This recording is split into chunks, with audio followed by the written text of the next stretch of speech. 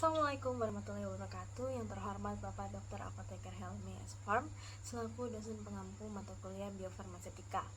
Sebelumnya izinkan saya memperkenalkan diri. Nama saya Revinka Diah Perbawati. Bersama rekan-rekan saya ada Imelda Wulandari, Nabila Dewanti, Aberto, Sheila Dwi Safitri, Anissa Nurzakiyah, Niki Arda Rahman, dan Dea Priyanti Ningrum. Di sini kami akan mempresentasikan hasil resume jurnal kami yang berjudul Phase 3 Trial of Sotatercept for Treatment of Pulmonary Arterial Hypertension.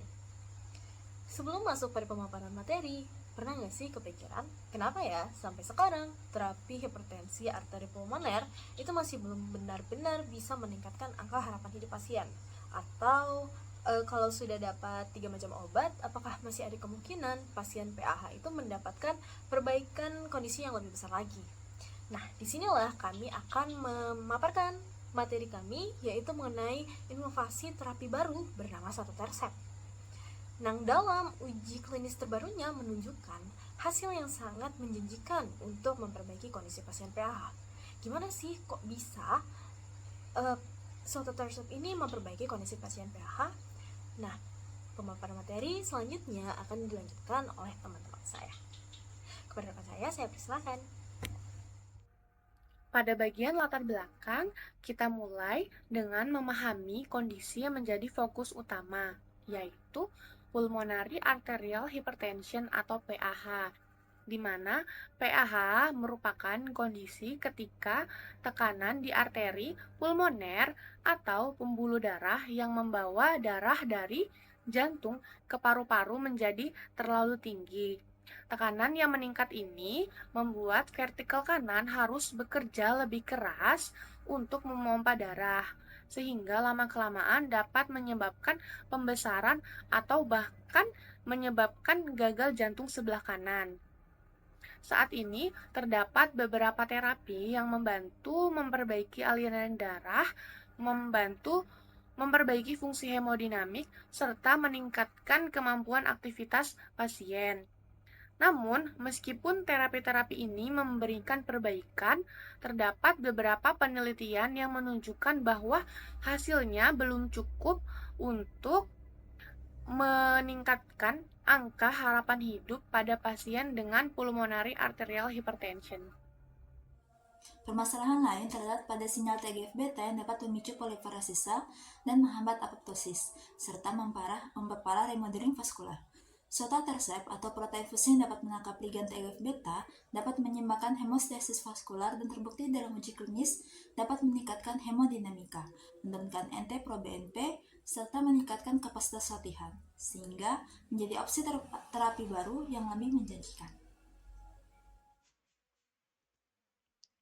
Metodologi. Pertama adalah desain dan pengawasan uji klinis. Stellar adalah uji klinis fase 3, multicenter, double-blind, randomized, placebo-controlled yang diawasi oleh komite pengarah dan komite pemantau independen. Kemudian pasien. Pasien PAH-WAO fungsional kelas 2-3 menerima terapi dasar stabil minimal 90 hari sebelum uji dan melanjutkannya selama uji.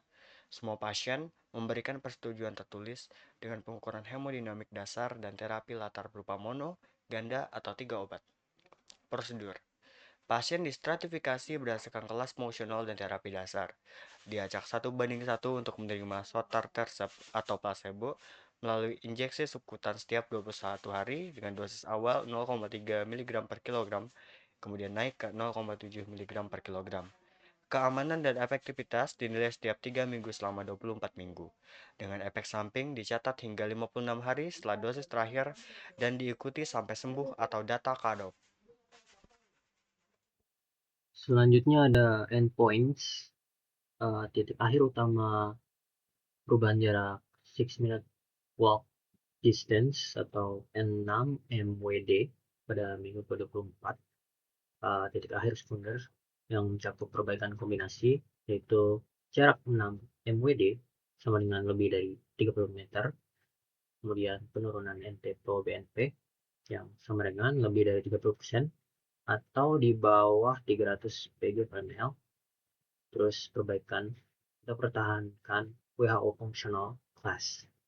Selanjutnya perubahan resistensi vaskular pulmoner perbaikan WHO functional class, waktu hingga kematian atau perburukan klinis non-fatal, skor risiko French rendah, serta perubahan skor domain physical impacts, cardiopulmonary symptoms, dan cognitive atau emotional impacts pada kuesioner PAH SIMPA atau SYMPACT. Selanjutnya ada analisis statistik, yaitu ukuran sampelnya ditentukan dari efek terapi pada studi sebelumnya dengan kekuatan statistik 96% untuk titik akhir utama. Selanjutnya, analisis efektivitas dilakukan pada populasi intention to treat menggunakan uji Wilcoxon terstratifikasi dengan imputasi data hilang menggunakan skor peringkat terburuk. Analisis sekunder untuk menjaga kontrol error tipe 1, sedangkan analisis keamanan dilakukan pada semua pasien yang menerima minimal 1 dosis, dengan hasil disajikan secara deskriptif dan interval kepercayaan 95% untuk perbandingan antar kelompok. Pada penelitian ini, sebanyak 434 pasien hipertensi arteri pulmoner atau PAH awalnya disaring, dan dari jumlah tersebut, 323 pasien memenuhi kriteria inklusi, serta kemudian diacak untuk mendapatkan sotatercept atau placebo. Seluruh pasien tetap menjalankan terapi dasar PAH yang stabil, dan karakteristik awal kedua kelompok itu relatif sebanding, dengan durasi penyakit kurang lebih 8,8 tahun. Setelah menjalani 24 minggu terapi, hasil menunjukkan bahwa sotatercept ini memberikan perbaikan yang signifikan dibandingkan dengan placebo. Hal ini terlihat dari peningkatan pada 6-minute walk distance dengan median peningkatan 34,4 meter. Jauh lebih tinggi dibandingkan kelompok placebo yang hanya meningkat sekitar 1 meter. Perbaikan ini tidak hanya signifikan, tetapi juga konsisten dalam analisis pre-specified maupun post-hoc, serta stabil di berbagai subkelompok pasien. Selain endpoint utama, sotatercept juga menunjukkan perbaikan pada secondary endpoints, seperti penurunan resistensi vaskular pulmoner, penurunan kadar NT-proBNP, perbaikan WHO functional class, serta perbaikan skor resiko berdasarkan simplified French model.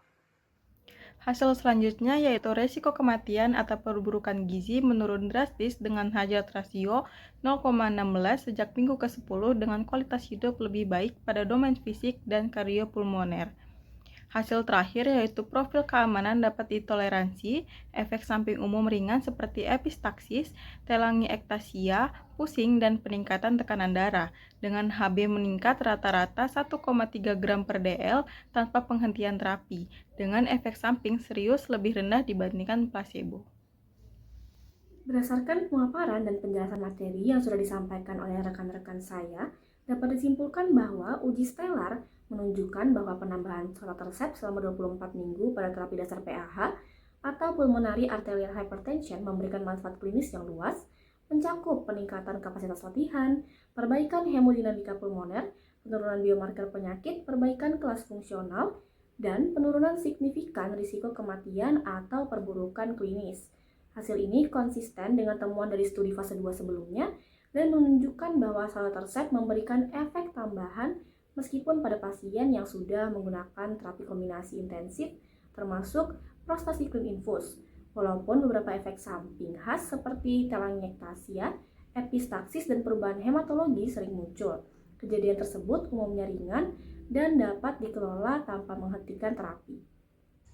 Baik, itu tadi yang dapat disampaikan oleh rekan-rekan saya. Materinya sangat-sangat jelas sekali, yang dapat kita simpulkan secara singkat bahwa penambahan sotatercept pada terapi dasar PAH yang dilakukan selama 24 minggu ini terbukti dapat meningkatkan kemampuan fisik pasien, terus memperbaiki kondisi hemodinamika, juga menurunkan resiko memperburuknya penyakit. Nah, efek sampingnya ini juga relatif ringan sehingga masih dapat ditoleransi oleh pasien. Keren ya? Artinya, harapan untuk peningkatan kualitas hidup pasien PAH ke depannya itu akan semakin besar. Mungkin itu saja yang dapat kami sampaikan pada kesempatan ini. Kurang lebihnya kami mohon maaf. Terima kasih atas kesempatannya. Saya tutup. Wassalamualaikum warahmatullahi wabarakatuh.